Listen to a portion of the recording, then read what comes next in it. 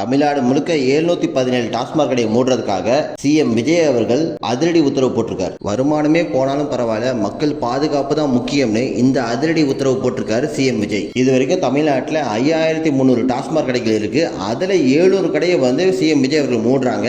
இதே மாதிரி ஆக்ஷன் நடவடிக்கைலாம் கடந்த ஆட்சி திமுக ஆட்சியில் பண்ணியிருந்தாங்கன்னா அவங்க ஆட்சி இழந்திருக்க மாட்டாங்க. ஆனால் அவங்க முழுக்க முழுக்க கடையை இன்க்ரீஸ் தான் பண்ணிட்டு போனாங்க, டிக்ரீஸ் பண்ணவே இல்லை.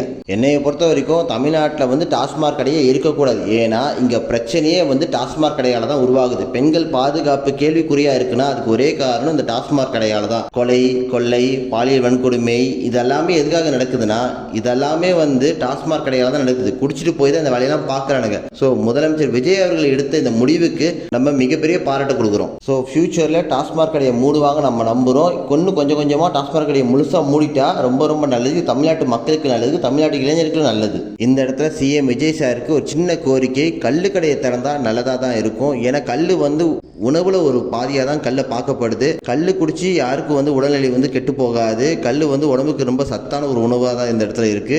அதனால கல்லு கடை திறக்கலாம். பனை தொழிலாளர்களும் அதனால பயனடைவாங்க.